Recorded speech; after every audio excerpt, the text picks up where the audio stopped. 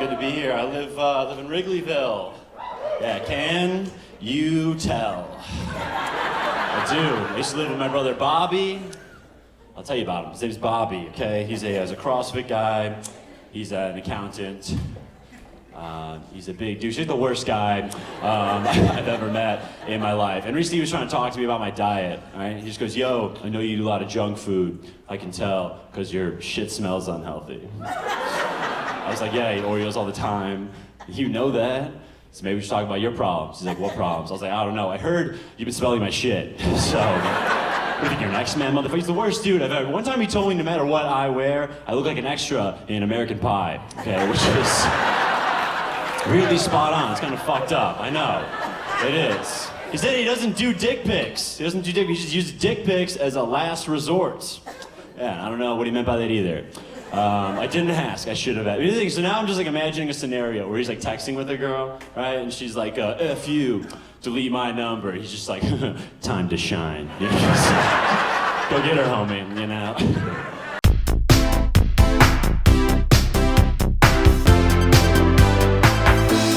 I want to say this up top. I think white privilege is an issue.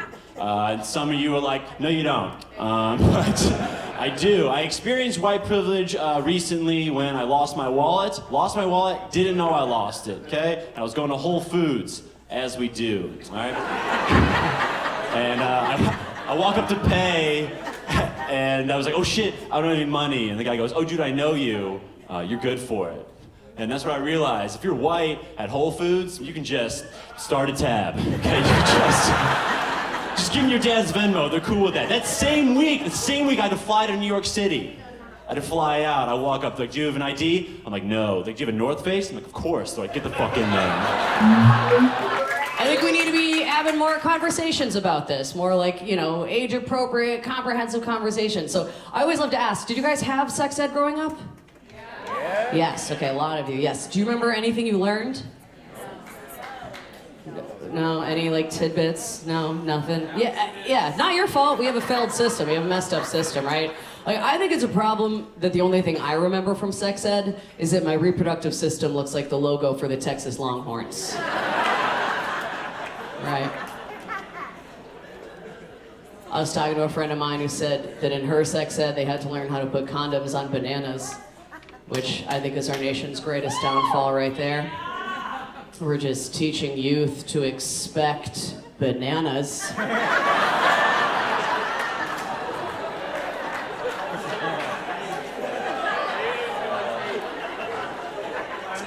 That's a generous fruit. Maybe we start with a baby carrot.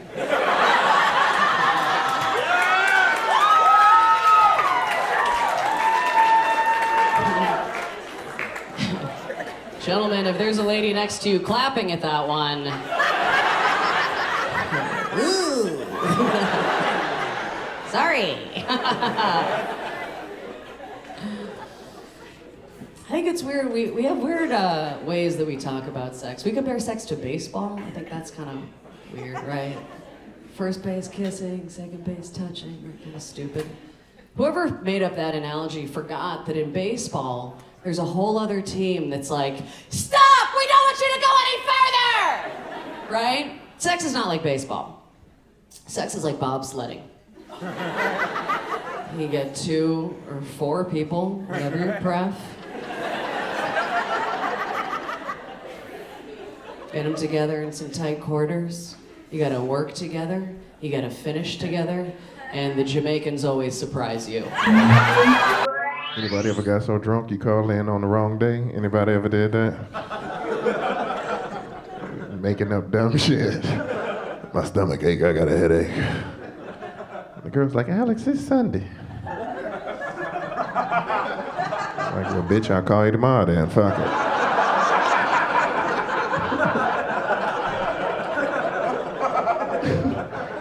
I used to work at a hospital, you can't even call in sick to that bitch. They were like, well, come on in, we'll check you out.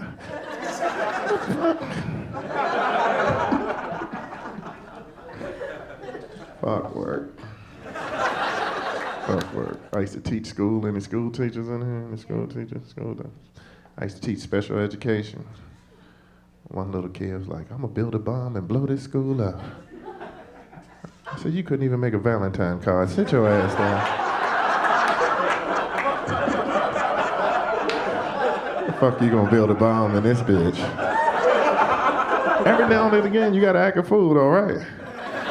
You gotta act a fool every now and again. And people love that guy that will act a fool. Fucking, I'm that dude too. I don't give a fuck. I don't give a fuck.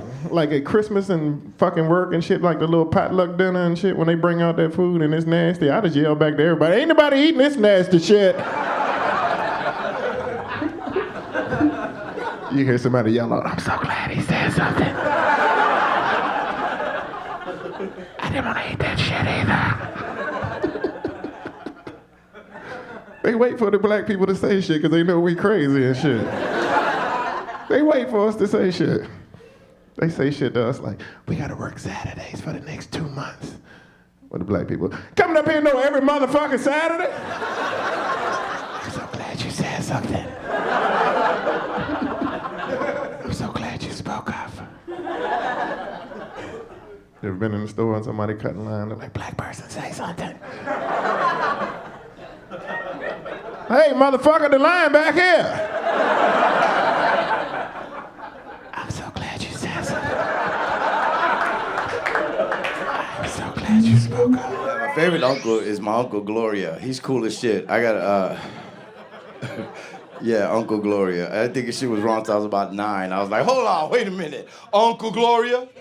My Uncle Gloria is the most flamboyantly gay dude I've ever seen in my life, but he's also one of the most fearless, just the strongest hearted people I've ever met. Always been a hero to me. One time there was this big steroid dude standing in front of him talking shit to my uncle, and my uncle was standing there like this. And when the dude finished talking shit, my uncle said, okay, you want me to tell you where your problem is? I'm gonna tell you where your problem is. I do this pretty good, huh? Fuck all of you.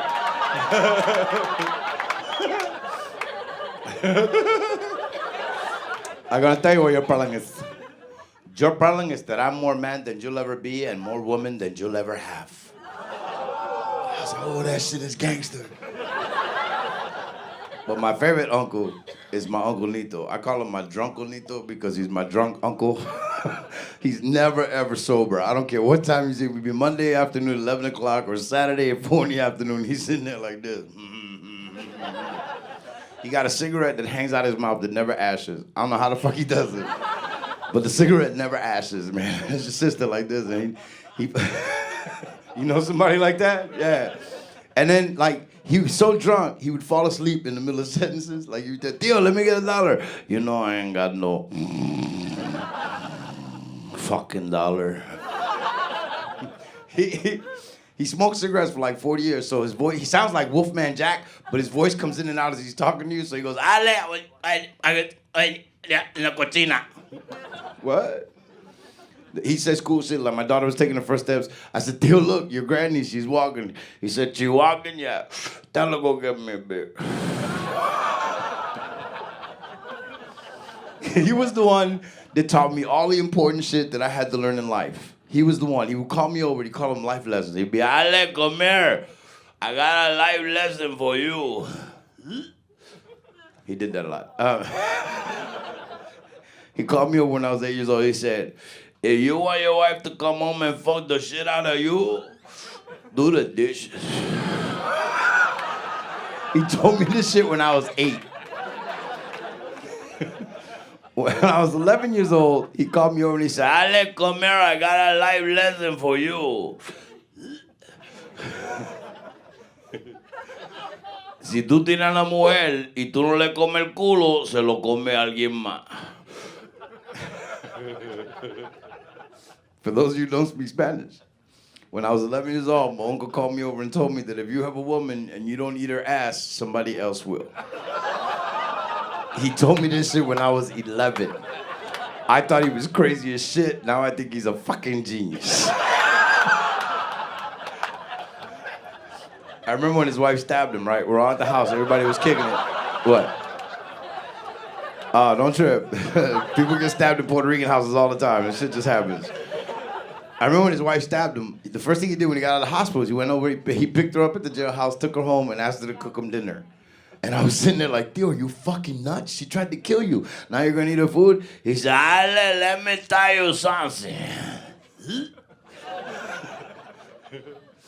A woman, she don't stab you because she don't like you.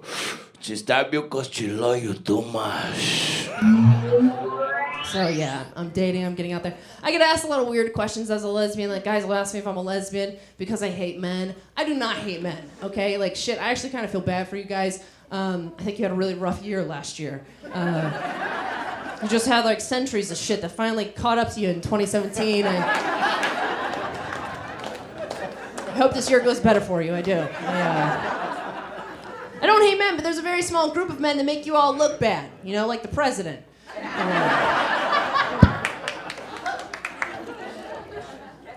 And it's like the young guys too, you know?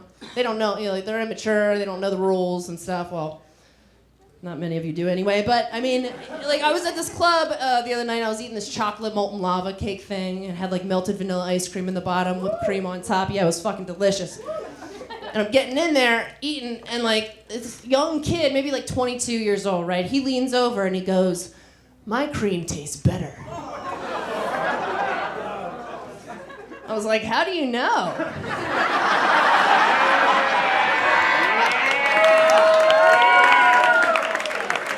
How do you know what your cream tastes like? That is, that's the gayest shit I've ever heard.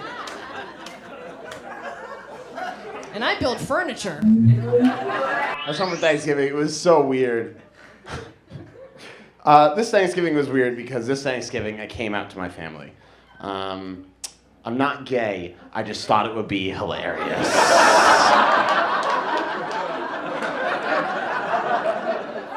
I have an uncle who doesn't like gay people.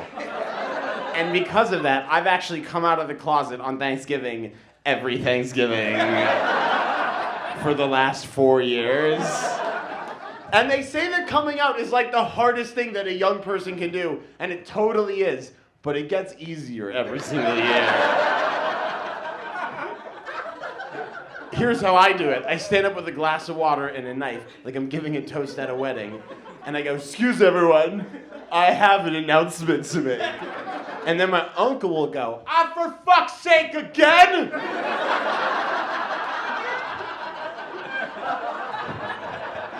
And then I release the doves, and I do my musical number, and I throw the glitter. It's part of the meal now. Do you know what I mean? It's part of Thanksgiving. It's part of the ritual of Thanksgiving. Like, everyone expects it. Like, the turkey comes out, the potatoes come out, I come out.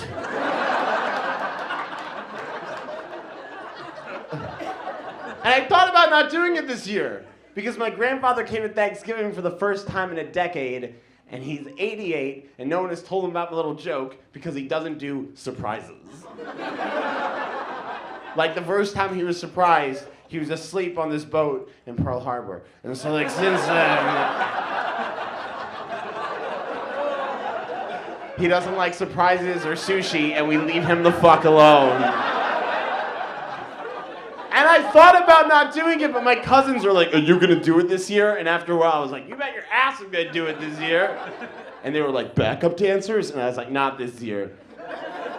Just me." And we're all sat around the table. It's me, my family, my grandfather, and my best friend, Michael. Michael is my college roommate. He had nowhere to go this year for Thanksgiving, so I invited him. And as I stand up with a glass of water and the knife, I realize he has no idea what's gonna happen. And I go, "Excuse everyone. Michael and I have an announcement to make."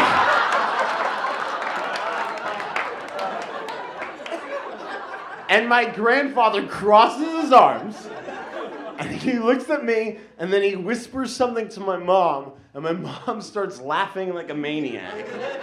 And I'm like, "What did Zadie just say?" She went, "Your grandfather just told me he's known since you were 9 years old."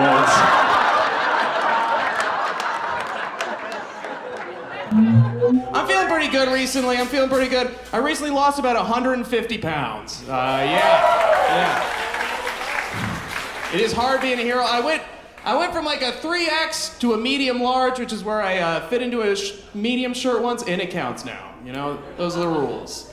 I feel like I made a bad investment losing weight now. Cause like you can't make fun of fat people now. I grew up in like the dark ages of fat. Like, did anyone else make the mistake of like being fat before 2014? You know, I had to go through middle school with cans. My gym teacher called me Dolly Parton. I went to the principal, and I told him, and he was just like, well, suck it up. It's 2009, Tubby. No, back then, being a guy with tits, it was like a family incest murder secret where everyone in the room knows what's going on, but nobody fucking talks about it. You know, it's very tough seeing your own father at one point being like, could you pass the, oh my God, my son has a rack. Ugh. I saw that shit, okay? And the thing is like, that's the one, like, losing my tits, that's like the one thing that I think I got good at, like losing weight. Because like, I can't do the one thing I wanted to do when I lost weight, which was go to a pool and feel like comfortable about my body. Because when you grow up as a fat child and you get invited to a pool, first of all, cancel that friend. Second of all, when you're a fat kid and you have two options. One, wear a shirt, and that bums everybody out. No one's like, you know what? You know what made my day at the pool better? When that 7-year-old with body issues showed up. You know, I had to invent my second option to save me from the bullying, which was wait for a fatter child to show up and bully him. I had to commit fat on fat crime. I'd like look like his after photo sometimes. And then eventually, I just got so fat that people were like, wow, look at those two really fat children. No, and the reason I can't go to a pool and feel comfortable about my body is because I have all this loose skin. Clap it up. I am a hero. It is very brave. I have all this loose skin. I look like a serial killer finished their skin suit and was like, should have gotten this tailored professionally. And I look like I'm half man, half aunt. You see this line? This is the line you get for having had titties. All right? I have so much loose skin, I'm uncircumcised now. Like, tell me how I lost 150 pounds and I'm still having shirt-on sex. And everyone's always like, Alex, just get skin surgery. I have looked at how expensive skin surgery is. With that kind of money, I could just buy my own fat kid to follow me around to pools.